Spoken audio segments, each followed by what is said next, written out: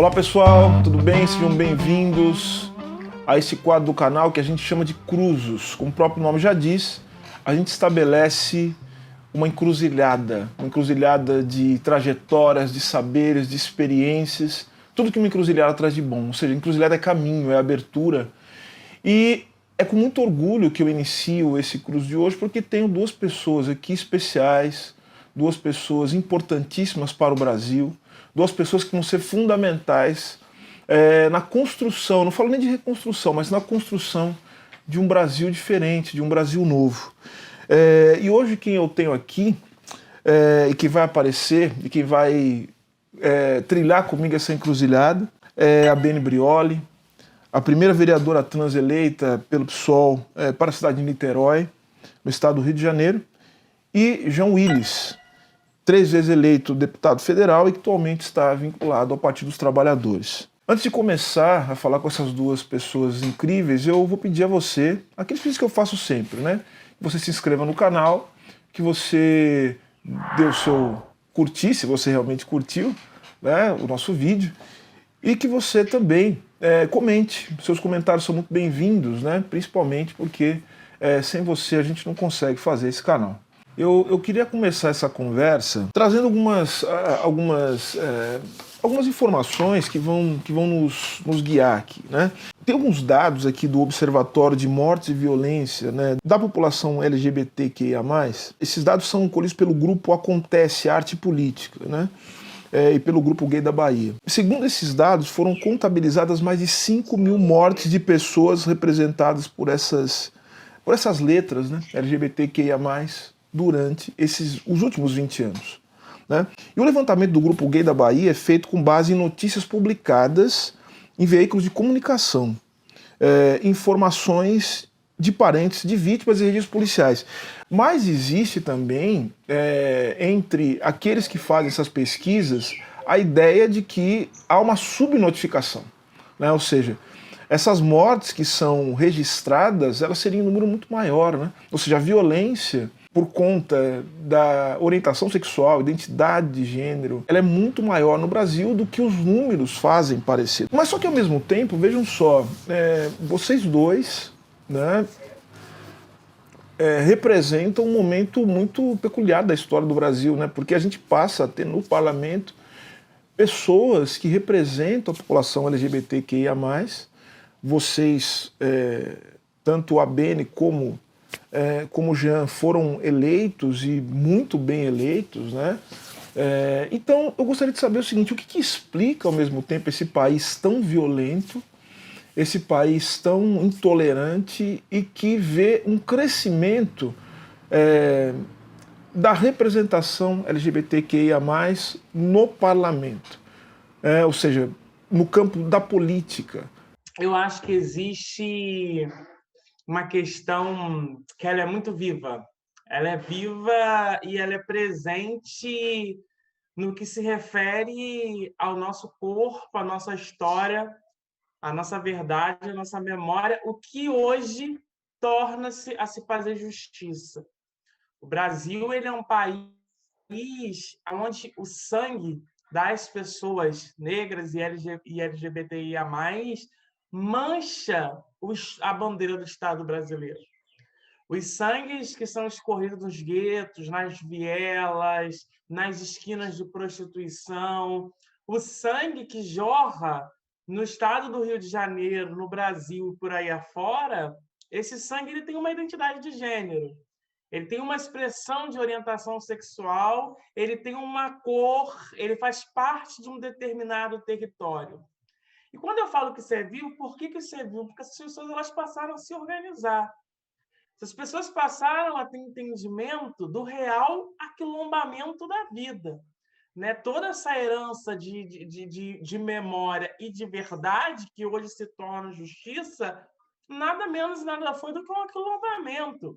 Pessoas trans hoje ocupam o parlamento no Brasil de uma forma que mostra uma expressão no resultado eleitoral que é decisivo na construção de um projeto de sociedade, um projeto alternativo de sociedade, Pessoas LGBTIA+, mostram esse resultado também nesse último processo eleitoral, assim como mulheres negras e pessoas negras, porque se trata desse aquilombamento histórico que tem todo um percurso, uma trajetória dos movimentos sociais, tem toda uma trajetória daqueles e daquelas que há muito tempo vem fazendo, correndo, né, trilhando esses caminhos para a gente. Quando você fala dessa encruzilhada, né, que vem correndo várias encruzilhadas, que vem aí fazendo uma disputa não só de uma narrativa, as pessoas usam muito, né, a palavra narrativa, mas para mim é uma disputa mesmo de fato de viver ou de morrer, de território, de existência, né, para ser essa resistência. Durante muito tempo, a pesquisa do GGB era o único dado estatístico que a gente tinha. E apesar de toda a falha metodológica, né, quer dizer, toda a crítica metodológica que se poderia ter, ela era a única pesquisa que apontava para esse dado alarmante, que é o dado da homo-lesbo-transfobia na sua expressão mais dura, né, que é a morte violenta ou a tortura. O GGB se baseava em notícias e isso tinha um duplo problema, né? Toda vez que, por exemplo, o Mote ele via as características de uma morte que levava à inferência de que a pessoa era pessoa LGBT, né?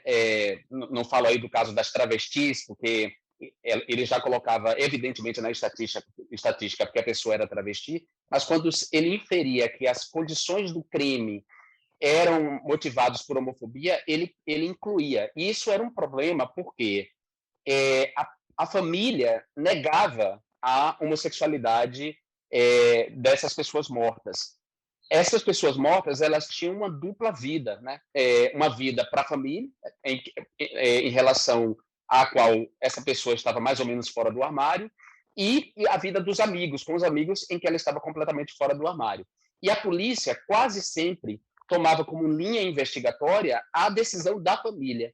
Então, a família decidia que a pessoa não era gay e a polícia descartava a motivação homofóbica e a investigação tomava outro rumo e não se descobria. Então, nós temos aí não só uma subnotificação, mas um histórico de impunidade em relação a crimes praticados contra pessoas LGBTs. A contradição entre esse histórico de violência e o fato de eu ter ocupado o parlamento e a Beni ocupar o parlamento hoje tem a ver com essa luta organizada desde muito tempo, né?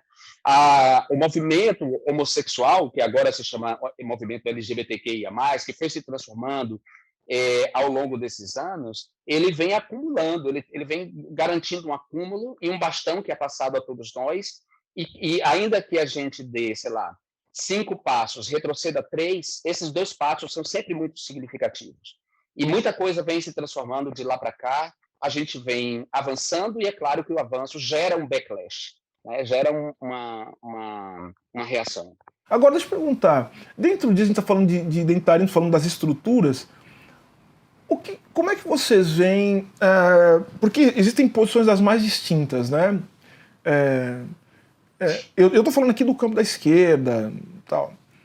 Como é que vocês veem a decisão do STF que tornou que reconheceu a existência do ordenamento jurídico brasileiro do crime de homofobia? O direito penal ele não só não é capaz de resolver as coisas, como ele piora muitos problemas, dando a impressão de que ele é a solução. Ao mesmo tempo, é difícil a gente pensar que tanta coisa pode ser crime e homofobia não, né? Você percebe? Assim, vocês são pessoas que pensam num mundo novo, diferente, né? Posições de esquerda, socialistas, essa coisa toda, mas ao mesmo tempo vocês estão no parlamento, né? O parlamento que a gente chama de parlamento burguês, né? Como é que faz? Estiveram lá ou estão lá? Eu acho, Silvio, que isso traz para a gente uma reflexão assim muito complexa, sabe? Muito complexa do que é o Estado Penal, muito complexa do que é a sociedade brasileira, a Constituição, as realidades de classe, uma série de elementos assim. Mas traz para a gente também uma reflexão assim, do que é o punitivismo, né? Inclusive do que é o Estado brasileiro dentro do seu modelo de criminalização. Ela é específica, isso é nítido para a sociedade no geral. Acho que, inclusive, a gente chega hoje num conceito que eu fico muito feliz, assim, inclusive, desse debate antirracista que vai à frente pela criminalização, é que a gente escuta isso hoje nos ônibus, na barca, no metrô, do quanto que o sistema penal ele é direcionado somente a determinada classe, a classe trabalhadora oprimida, a classe trabalhadora sem acesso às concepções de direitos. Aí a gente entra também numa outra concepção. O quanto que a Maria da Penha ela ajudou mulheres não só da classe média alta, mas ajudou muitas mulheres e conseguiu intervir na vida de muitas mulheres de todos os setores de classe, quando a gente vai falar sobre isso. A gente vive num país que fez 89 anos que mulheres têm direito ao voto.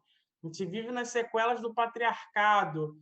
O quanto que uma determinada lei, óbvio, com todas as suas fragilidades penais, conseguiu fazer com que algumas mulheres tivessem aonde recorrer pela questão do feminicídio. Quando a gente fala da LGBT-fobia, assim, o quanto que isso respalda alguns corpos. Eu sou uma pessoa que me considero antipunitivista, mas eu acho que tem uma série de contradições minhas e de outras pessoas, inclusive de muitos setores nesse debate. Assim, o quanto que entrar no plenário e conseguir fazer com que um parlamentar bolsonarista fosse obrigado a reconhecer a minha identidade e me chamar quanto mulher, porque isso conseguia entrar, né, dentro da Câmara com uma petição que isso era crime o que ele estava fazendo, que se não fosse ele continuaria me tratando no gênero masculino e fazendo as ofensas mais bizarras, dos crimes mais bizarros, e o quanto que outras mulheres transexuais, travestis, outras pessoas LGBTQIA+, vivem nessa vulnerabilidade, assim. É uma concepção muito contraditória, mas eu acho que é uma concepção, inclusive, que se trata de um projeto educacional de sociedade. Assim. A gente tem uma sociedade permeada em marcos, de fato, voltando a repetir, eu sempre vou falar e friso sobre isso, assim, não dá para entender a alternativa de sociedade sem entender o processo escravocrata. Assim. Permeada nesses marcos, que são colonizadores, patriarcais, machistas, misóginos, uma série de outras questões. Se são permeadas nesses marcos, e infelizmente a gente vai ver hoje que a dominação ainda das estruturas de poder e as concentrações das riquezas estão nas mãos dos herdeiros desses, que continuam reproduzindo isso, o direito, consequentemente, está na mão deles. Assim. E a gente sabe que a criminalização raramente vai chegar para eles. Perfeito. Mas o Jean falar, só fazer um comentário aqui, acho que é também para a gente refletir juntos, e acho que o Jean vai incorporar essas observações, né, na resposta dele, concordando ou não. Acho que a Bene traz um elemento que também faz com que a gente pense de maneira, vamos dizer assim, mais realista, materialista, concreta, sobre essa questão da punição, porque eu acho que tem muito idealismo em torno disso, tanto do punitivismo como do antipunitivismo também. Gente, assim, é difícil pensar numa sociedade que não haja limites e que não tenha mecanismos de punição. Né? A sociabilidade exige, né, algum tipo de mecanismo de punição, mas não significa dizer que são esses que temos nesta forma de sociabilidade que temos hoje. As punições organizadas pelo sistema jurídico são punições que são afinadas com a lógica de reprodução do capital. Ou seja, o que se protege? Se protege a propriedade privada, né, nos seus vários desdobramentos, e se protege também as condições subjetivas de reprodução da sociabilidade da troca mercantil. Todo o resto, quando entra, é lateralidade para tentar, de alguma maneira, fazer com que esse processo continue a acontecer. Então, quando você tem períodos democráticos, você engloba dentro desse sistema protetivo / punitivo outras possibilidades que não especificamente o núcleo duro da troca mercantil. Mas veja que mesmo nas sociedades autoritárias, aqueles períodos, os piores períodos de ditadura, né, se falando de nazismo, eles preservam um núcleo fundamental do direito, que é defesa da propriedade privada e dos contratos. Todo o resto acabou, mas isso aí fica. Então, eu acho o seguinte, a gente tem que pensar o que significa a punição dentro desses marcos, e como muito bem a Beni colocou, a seletividade não é uma escolha. A seletividade é algo próprio de um sistema jurídico que funciona para reproduzir certas condições de sociabilidade, e no nosso caso, a troca mercantil. Esse é o ponto. Então não dá para pensar em algo que não seja seletividade dentro dos marcos da sociedade contemporânea. Então a gente começa a pensar, porque, veja, eu não vejo possibilidade, acho que vocês vão concordar comigo, de que as pessoas que são diretamente ou mesmo indiretamente responsáveis pela tragédia que nós estamos vivendo no Brasil, que essas pessoas não sejam punidas. Essas pessoas têm que ser punidas, não é possível. E aí entra essa questão pedagógica. Essas pessoas têm que ser punidas, não é possível que não sejam. Né? Não é possível que as pessoas responsáveis pela morte de 600 mil pessoas, né, aproximadamente no Brasil, que essas pessoas não tenham que responder pelos crimes que cometeram e que estão cometendo. Né? Então são essas considerações, porque assim, eu me considero uma pessoa muito crítica do punitivismo, mas desde que a gente pense o que significa a punição numa sociedade cuja lógica de funcionamento é a troca mercantil e transformar tudo em mercadoria. Esse é o ponto. Jean, queria te ouvir, então. Meu amigo, a gente não vai esgotar esse debate agora, porque ele, de fato, é muito complexo. Ele exigiria que a gente tivesse, sei lá, mais 1 hora ou 2 horas de conversa sobre a complexidade desse tema.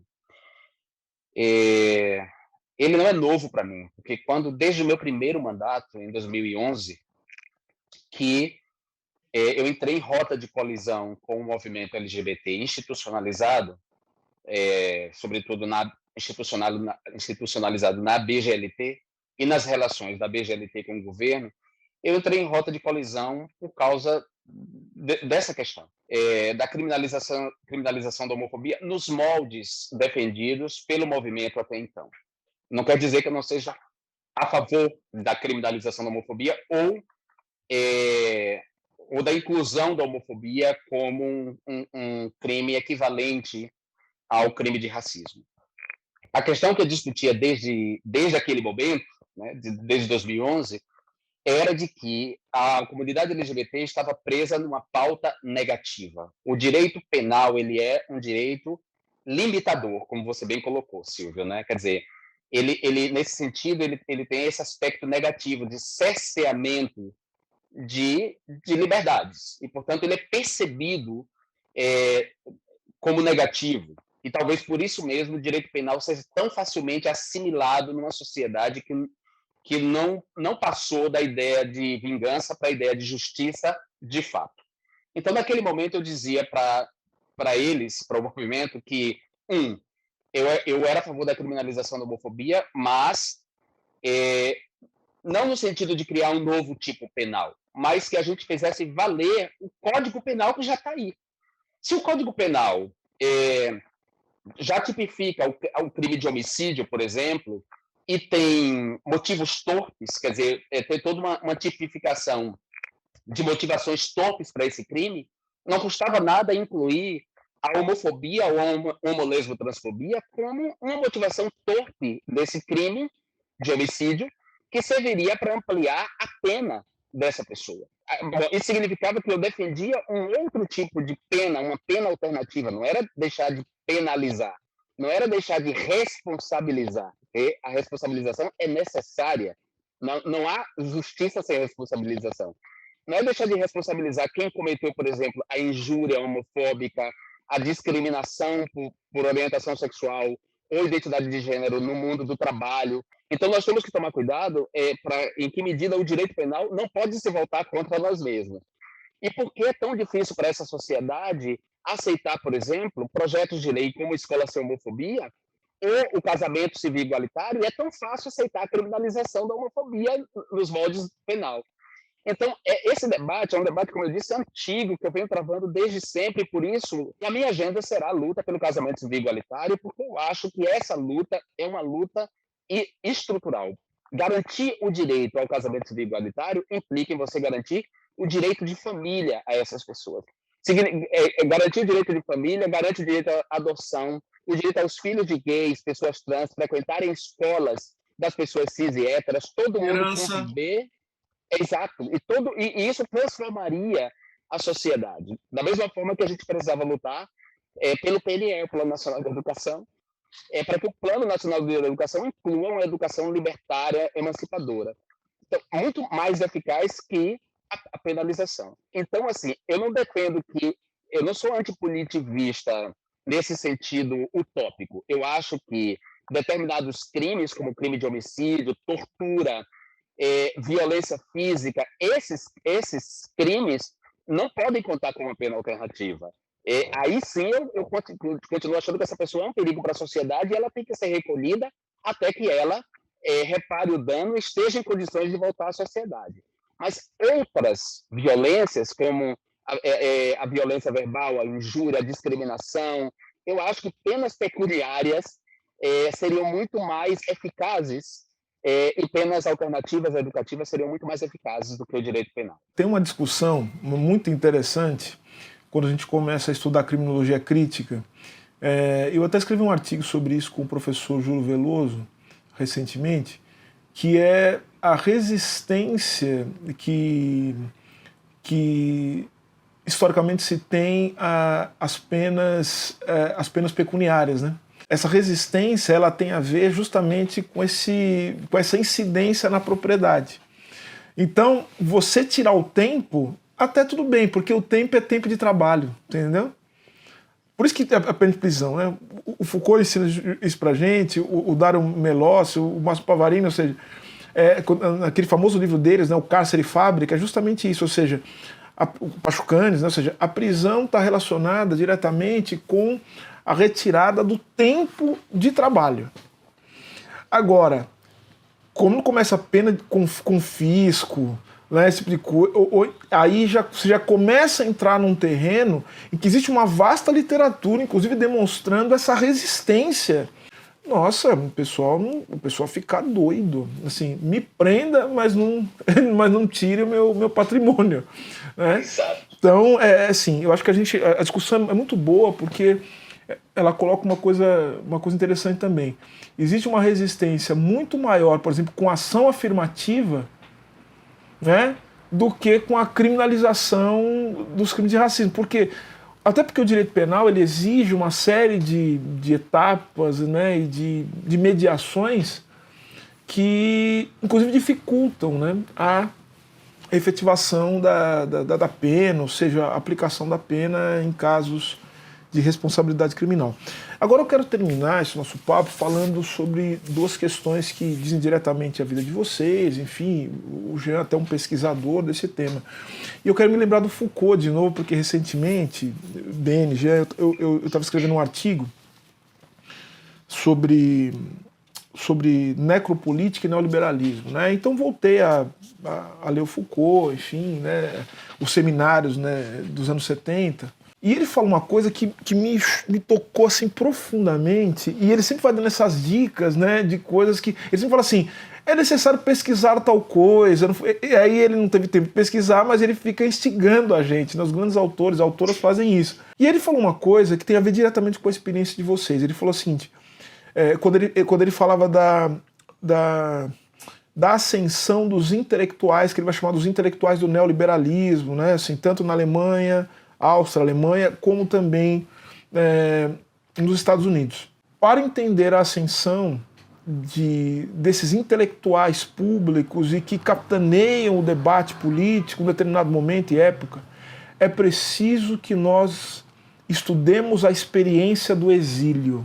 A experiência do exílio é uma experiência transformadora, uma experiência que está na base da formação desses intelectuais, e eu me lembrei de vários, me lembrei não só desses intelectuais, né, que tiveram que fugir de seus países por causa do nazismo, mas me lembrei também do próprio Lenin, né, que teve que fugiu, né, e depois voltou, e tantos outros e outras que depois retornaram do exílio, enfim, e a experiência do exílio é muito... Então Foucault dá uma dica. Aí eu queria conversar com vocês sobre o que significou, né, essa experiência, no caso, o que significa essa experiência do exílio, se de fato Foucault tem razão. E aí eu quero emendar com uma outra pergunta também, que é a seguinte, que tem a ver com fake news, né? O que essa máquina de mentiras, né? O que essa máquina de destruição da capacidade da gente compreender o mundo, né? O que isso impactou também na vida de vocês e o que isso impacta na vida política? Eu estou querendo, na verdade, fazer uma pergunta que junte a dimensão subjetiva, ou seja, o que vocês estão vivendo na vida de vocês, mas ao mesmo tempo eu quero entender também como isso se dá, como é possível entender vocês a partir de uma leitura política. Em resumo, como é que o subjetivo impacta no objetivo e como é que o objetivo impacta no subjetivo, né? Ou seja, como é que vocês estão se formando e se conformando dentro de um ambiente político forjado nas mentiras, na fake news, né? E como é que essa experiência impactou vocês como experiência do exílio? Sei que é uma pergunta complexa, difícil, daria um livro, uma autobiografia de cada um, né? Eu nunca pensei que viveria um exílio e nunca pensei que viveria um exílio dentro do exílio forçado pela pandemia, né? E é claro que estar no exílio significa um deslocamento, né? Um deslocamento territorial, um deslocamento linguístico e, portanto, um deslocamento de si e uma transformação profunda de você com você mesmo. A solidão, o fantasma das pessoas que conviveram com você em outros rostos que você cruza pela rua. No meu caso, o medo, porque para eu superar o medo demorou muito tempo. A dificuldade que eu tinha de lidar com brasileiros, de ouvir a fala de brasileiros. Então, quando eu via brasileiros, quando eu via português, eu saía de perto. E, claro, essa minha relação de desidentificação com minha língua, de desterritorialização violenta, ela está relacionada a ameaças de morte e a um processo de destruição pública da minha imagem por meio da mentira, né? Mas eu, desde sempre, mesmo porque eu saí do Brasil por recomendação da Comissão Interamericana de Direitos Humanos, eu saí do país porque eu fiz 17 denúncias à Polícia Federal e nada foi feito, eu saí do país porque eu estava realmente ameaçado de morte e sofrendo gravemente, como dizer, problemas emocionais, psíquico-emocionais por causa do terrorismo a que eu estava submetido. Então, mas quando eu saí, desde o momento em que eu saí, eu não me fechei. Eu poderia ter feito isso, me fechado em mim mesmo para curar minhas feridas. E ao contrário, eu decidi curar as feridas uma vez longe do front, longe do perigo real. Eu decidi curar as feridas no próprio processo de elaboração dessa questão e elaborar isso do ponto de vista individual, mas também do ponto de vista político. Então, por isso, eu estou, desde que eu saí, dedicado a uma pesquisa que eu comecei como um pesquisador independente da Open Society Foundation, que custeou a minha pesquisa, que é, na verdade, quem garante a minha bolsa. Essa pesquisa foi para o ALARE, para o Instituto Afro-Latino-Americano do Hutchins Center na Universidade de Harvard, e agora ela está na Universidade de Barcelona, na pós-graduação em Direito e Ciência Política. Então, é uma pesquisa, eu estou justamente analisando o cruzamento dessas questões, das questões políticas, como a mentira, a propaganda perpetrada por essas novas tecnologias da comunicação e da informação tem impactado negativamente sobre os processos eleitorais, sobre a democracia e sobre as subjetividades, né? Como os indivíduos são afetados dessa maneira. Ou seja, o que eu posso dizer é que a pessoa que eu sou hoje, ela é fruto da decisão de encarar essa experiência dolorosa como algo positivo, porque eu não tinha outro caminho. Entendeu? Foucault tem uma certa razão ao dizer que, claro, essa experiência do exílio acaba ampliando seus horizontes e formando novos intelectuais públicos. A Hannah Arendt fala isso claramente também. né, de como a ida dela para a América mudou o pensamento dela e fez com que ela colaborasse de uma outra maneira, quer dizer, para pensar o autoritarismo no mundo. Né? Eu diria que isso também aconteceu comigo, está acontecendo. O Brasil ainda não é um lugar seguro para mim. Lamentavelmente, o fato de eu ser uma pessoa famosa, do Oiapoque ao Chuí, se por um lado foi positivo, por outro lado foi negativo, quando os lugares se tornaram lugares perigosos para mim, o fato de eu ser conhecido no Brasil fazia com que não houvesse lugar seguro nenhum dentro do próprio Brasil, apesar do Brasil ser um país muito grande, e eu não tive escolha, na verdade. Né?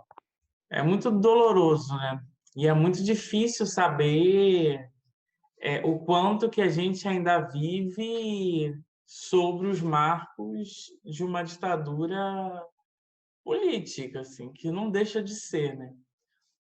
Eu lembro quando quando eu tive que sair do país, depois de algumas ameaças e de um processo de investigação da Polícia Civil. Para mim foi uma das piores experiências que eu já vivi assim na minha vida, assim, de ter 5 dias do máximo para sair para outro lugar, não saber falar aquele idioma, não sabe, não poder ter contato com as pessoas, esperar saber se era seguro voltar ou não, de um aceleramento de um processo de investigação ou não, de uma inclusão ou não dentro de alguma medida da União ou do Estado que pudesse, de fato, me assegurar e me respaldar, mas é o que eu falo e eu tenho falado muito sobre isso, assim, a violência de corpos, de pessoas que enfrentam diretamente o que se resume hoje ao Estado brasileiro e à política em si no Brasil,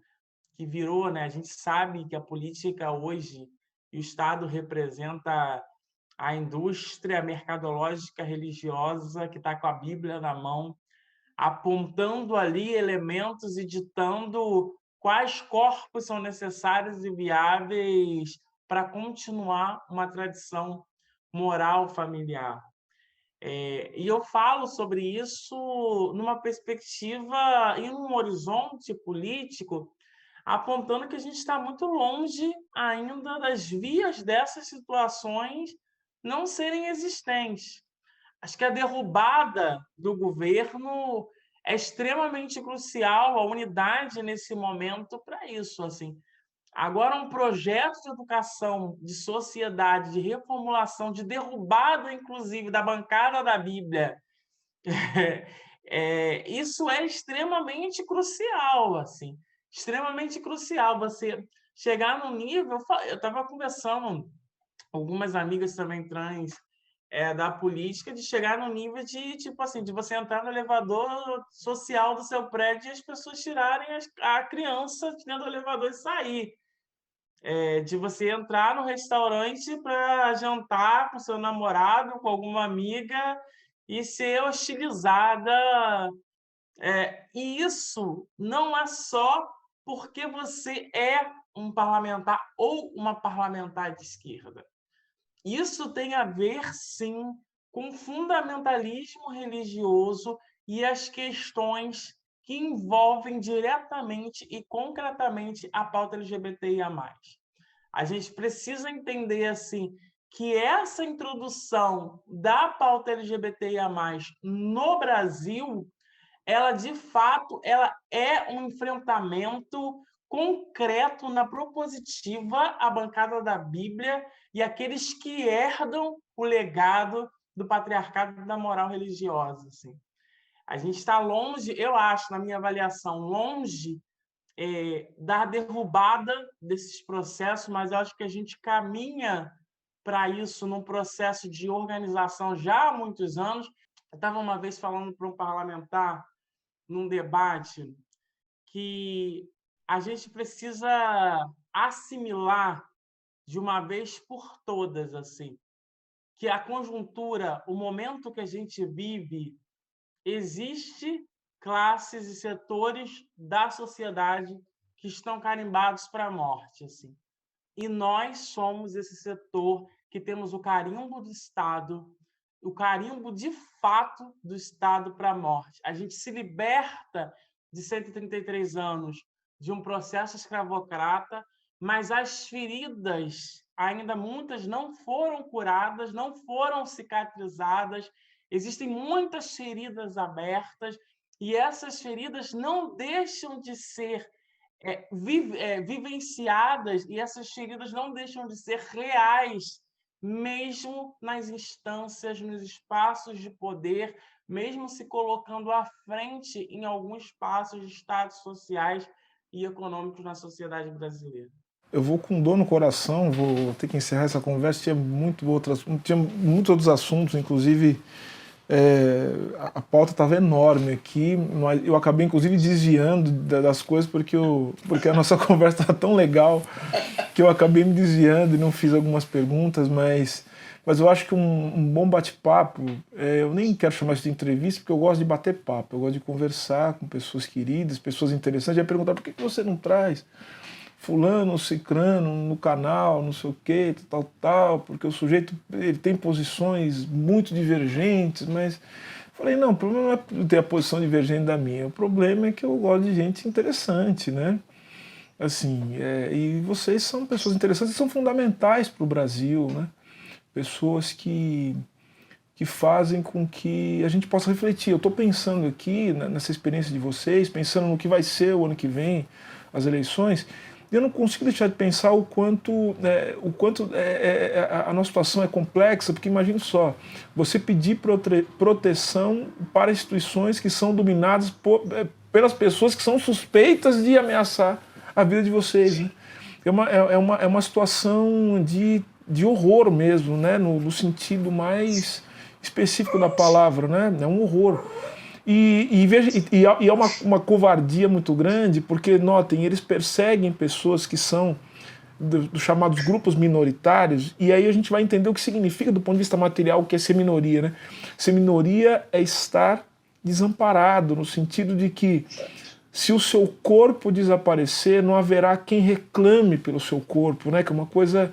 Esse é um ponto fundamental para a gente entender como é que funciona o esquema também de destruição das pessoas no Brasil, né? Se destrói e muito aqueles que não serão reclamados, né? Aqueles que não serão morte e desaparecimento. Esses são os pontos que a gente tem que pensar no Brasil. Bom, ou aqueles, Silvio, cuja morte vai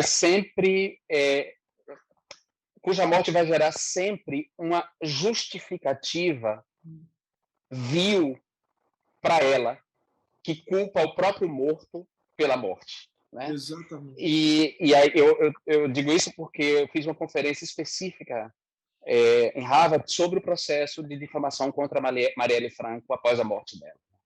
Então, qual era o objetivo? Era justamente criar um clima, um imaginário de que a morte de Marielle era justificada por um conjunto de mentiras, né? Isso é muito, como você falou, é um horror de uma dimensão tão grande que as pessoas não podem imaginar. Meu amigo, eu quero muito agradecer seu convite, agradecer a Beni por essa conversa, foi um bate-papo muito legal. Eu vou sair assim, correndo, porque eu tenho outra atividade. Você mora no meu coração, de verdade, e eu quero sim levar adiante essa conversa com você, com a Beni ou com qualquer outra pessoa que você convide no seu canal uma outra vez, porque não vai ser a última vez que eu venho no seu canal. Não será mesmo. Vossa Senhoria está intimado. E Vossa Senhoria também, viu, Beni? Quero dizer que é uma alegria muito grande tê-la aqui. Eu tenho um prazer imenso de poder privar dessa... eu vou falar dessa nossa amizade, né? Porque é muito bom estar aqui com vocês. Sim. Nós somos companheiros, né? E companheiras, né? E vamos lutar para que esse sim é um futuro, né? Um futuro possível. E com isso a gente fica aqui nesse cruzos, né? Nessa encruzilhada de saberes e experiências. Muito obrigado por você que esteve aqui até agora no Cruzos. Mas não se esquece de se inscrever no canal, de compartilhar o vídeo, curtir se você gostou da nossa conversa e comentar, né? O seu comentário é muito importante. Então esse foi mais um Cruz. A gente se vê no próximo. Obrigado, gente.